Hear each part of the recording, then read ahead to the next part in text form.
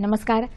सातच्या बातमीपत्रात मी दीपाली केळकर आपलं स्वागत करते. सुरुवातीला एक नजर ठळक बातम्यांवर. रिझर्व्ह बँकेच्या प्रमुख व्याजदरात 0.5% कपात, शेअर बाजारात उत्साह. भारतीय स्टेट बँकेची कर्जाच्या व्याजदरात कपात. रिझर्व्ह बँकेचं पतधोरण अर्थव्यवस्था सुधारण्यासाठी पोषक असल्याचा केंद्रीय वित्तमंत्री अरुण जेटली यांचा दावा. अमेरिका आणि भारतादरम्यान असलेल्या संबंधांनी नवी उंची गाठल्याचं पंतप्रधान नरेंद्र मोदी यांचं प्रतिपादन. देशातल्या राष्ट्रीय महामार्गाच्या दुतर्फा हरित क्षेत्र वाढवण्यासाठी केंद्र सरकारच्या राष्ट्रीय हरित महामार्ग योजनेचा आरंभ. शासन सेवेत नव्यानं रुजू झालेल्या महिलांना प्रसूती रजा देण्याचा राज्य सरकारचा निर्णय. बृहन्मुंबई महापालिका क्षेत्रातल्या पदपथांवरची अतिक्रमणं हटवण्याचे महापालिका आयुक्तांचे निर्देश. सांगली जिल्ह्यातल्या तासगाव नगरपालिकेत सत्तांतर, राष्ट्रवादी काँग्रेसचा बालेकिल्ला भाजपाच्या ताब्यात. आणि भाजपाचे ज्येष्ठ नेते आणि अंदमान निकोबारचे माजी नायब राज्यपाल रामभाऊ कापसे यांचं निधन, शासकीय इतमामात अंत्यसंस्कार. आणि आता सविस्तर वृत्त. रिझर्व्ह बँकेनं आज जाहीर केलेल्या द्वैमासिक पतधोरण आढाव्यात रेपो दरात 0.5% कपात केली. यानुसार रेपो दर 7.25% वरून 7.25% झाला असून गेल्या 8.25% वरून 7.25% करण्यात आला आहे. राखीव रोखता प्रमाण मात्र 4% कायम ठेवण्यात आलं आहे.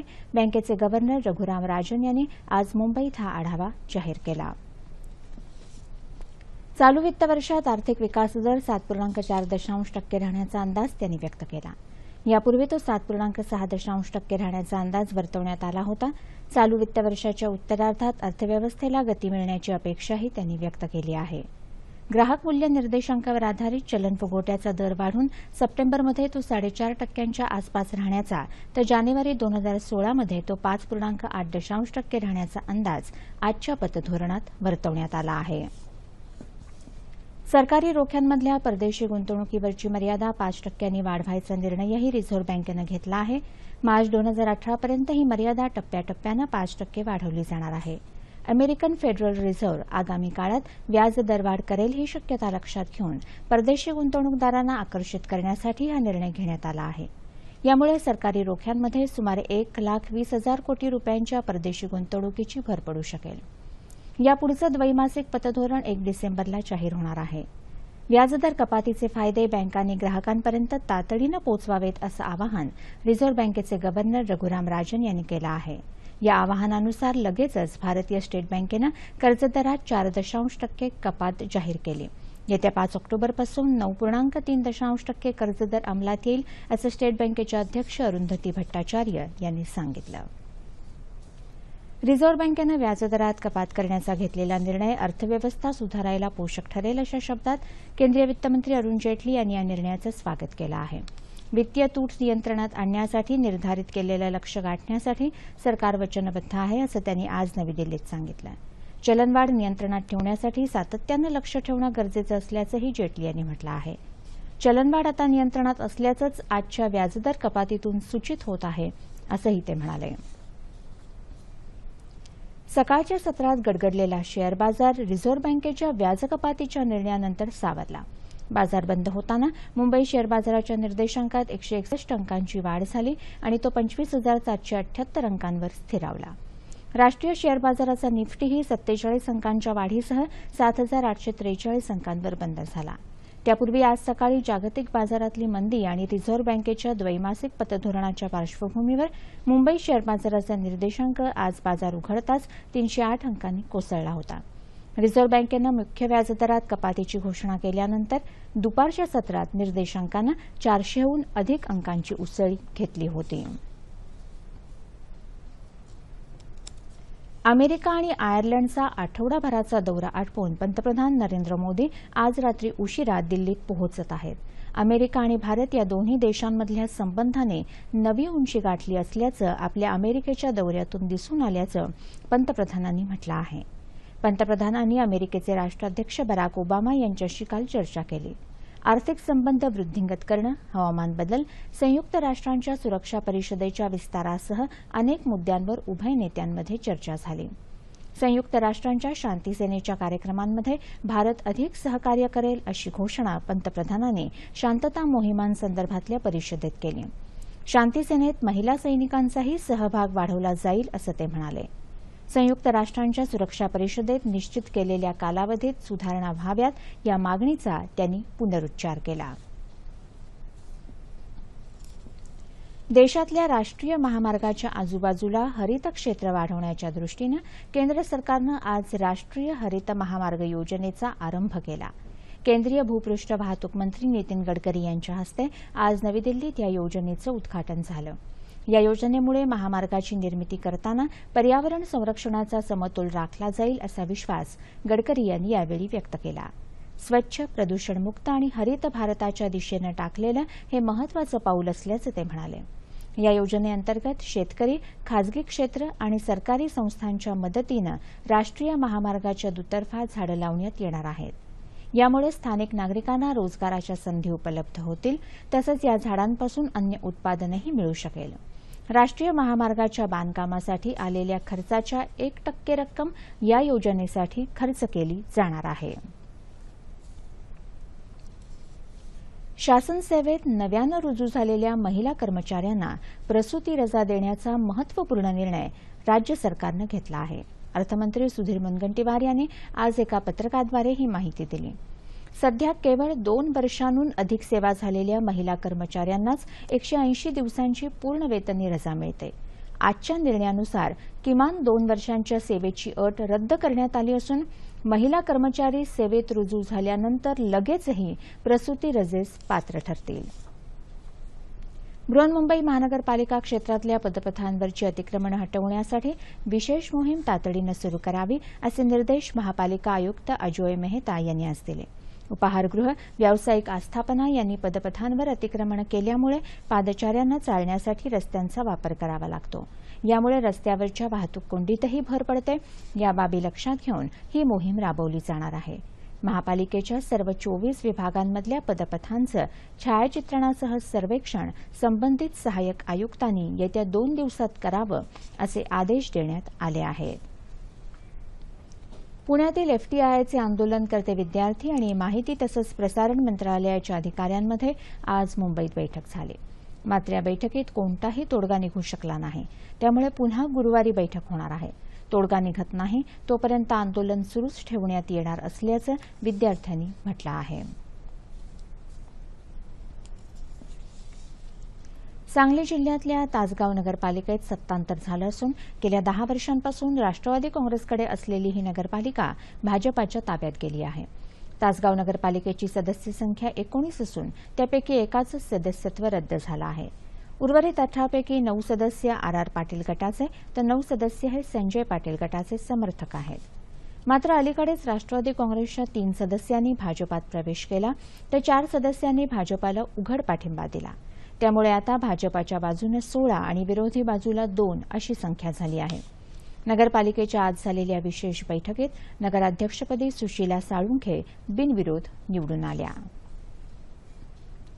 राजकीय पक्षाने सनातन संस्थेवर बंदीची मागणी करण्यापूर्वी समीर गायकवाडवर झालेले कॉम्रेड पानसरेंच्या हत्येचे आरोप सिद्ध होण्याची वाट पाहावी. एका कार्यकर्त्यावर झालेल्या आरोपावरून संपूर्ण संस्थेला आरोपीच्या पिंजऱ्यात उभं करणं अयोग्य असल्याचं सनातन संस्थेचे प्रवक्ते अभय वर्तक यांनी सांगितलं. आज मुंबईत घेतलेल्या पत्रकार परिषदेत ते बोलत होते. अंधश्रद्धा निर्मूलन समितीचे अध्यक्ष श्याम मानव यांनी सनातन संस्थेवर केलेल्या आरोपांचं खंडन करत श्याम मानव यांनी समाजाची दिशाभूल केल्याबद्दल जाहीर माफी मागावी असं आव्हान वर्तक यांनी यावेळी दिलं. सनातन संस्था संमोहनशास्त्राचा आधार घेत कार्यकर्त्यांकडून हिंसक कृत्य घडवून आणत असल्याचा आरोप श्याम मानव यांनी केला होता. धनगर समाजाला दिलेल्या आरक्षणाची अंमलबजावणी करावी या मागणीसाठी राष्ट्रीय धनगर समाज समितीनं आज पुण्यात विधान भवन कार्यालयावर मोर्चा काढला. राज्यातल्या यापूर्वीच्या सरकारनं धनगर समाजाला आरक्षणापासून वंचित ठेवलं होतं. भाजपानं सत्तेत येण्यापूर्वी दिलेलं आश्वासन अद्याप पाळलेलं नाही याचा निषेध करण्यासाठी हा मोर्चा काढल्याचं समितीचे अध्यक्ष हेमंत पाटील यांनी सांगितलं.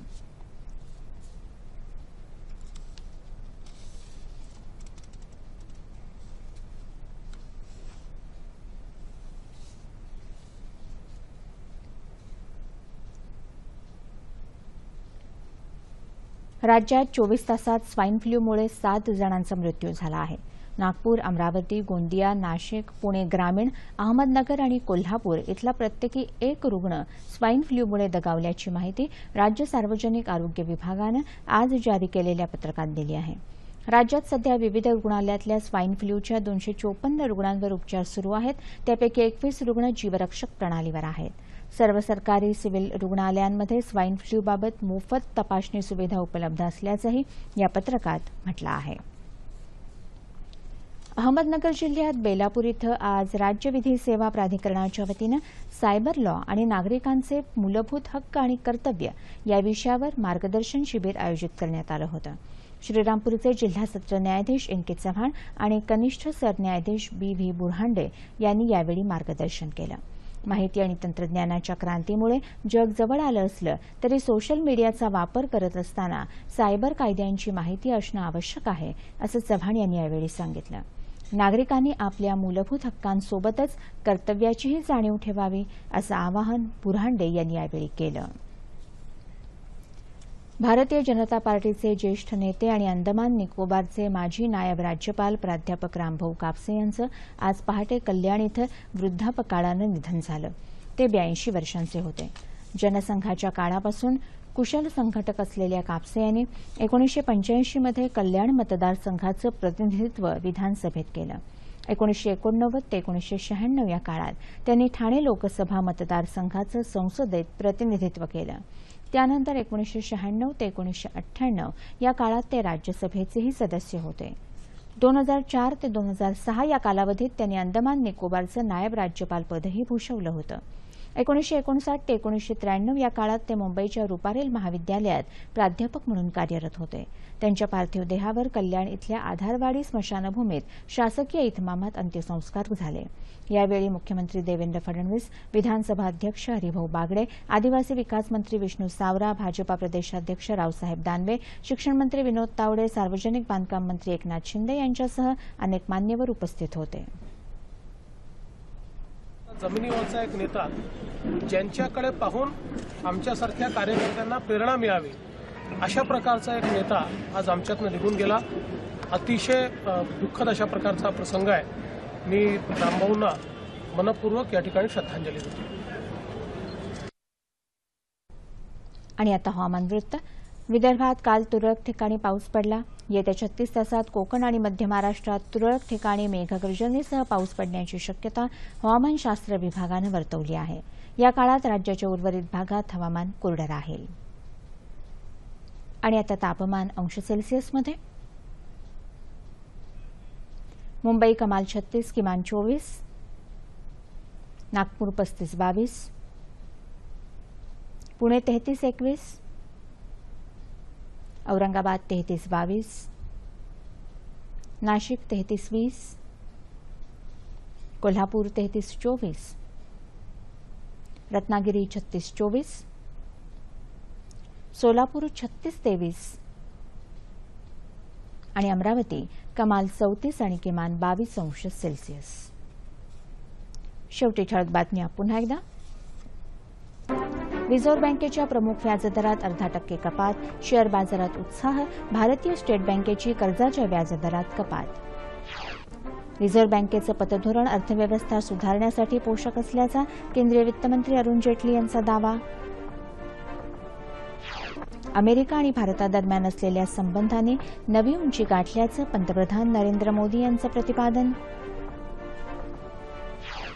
देशातल्या राष्ट्रीय महामार्गाच्या दुतर्फा हरित क्षेत्र वाढवण्यासाठी केंद्र सरकारच्या राष्ट्रीय हरित महामार्ग योजनेचा आरंभ. शासन सेवेत नव्यानं रुजू झालेल्या महिलांना प्रसूती रजा देण्याचा राज्य सरकारचा निर्णय. बृहन्मुंबई महापालिका क्षेत्रातल्या पदपथांवरची अतिक्रमण हटवण्याचे महापालिका आयुक्तांचे निर्देश. सांगली जिल्ह्यातल्या तासगाव नगरपालिकेत सत्तांतर. राष्ट्रवादी काँग्रेसचा बालेकिल्ला भाजपाच्या ताब्यात. आणि भाजपाचे ज्येष्ठ नेते आणि अंदमान निकोबारचे माजी नायब राज्यपाल रामभाऊ कापसे यांचं निधन. शासकीय इतमामात अंत्यसंस्कार. याबरोबरच हे बातमीपत्र संपलं. रिझर्व्ह बँकेचे गव्हर्नर डॉक्टर रघुराम राजन यांनी ऑक्टोबर-नोव्हेंबर महिन्यासाठीचं द्वैमासिक पतधोरण आज जाहीर केलं. या निमित्तानं अधिक चर्चा करण्यासाठी अर्थतज्ञ उदय तारदाळकर यांना आज रात्री 9:30च्या बातम्यांमध्ये निमंत्रित करण्यात येत आहे. तेव्हा पुन्हा भेटूया आपल्या सह्याद्री वाहिनीवर. नमस्कार.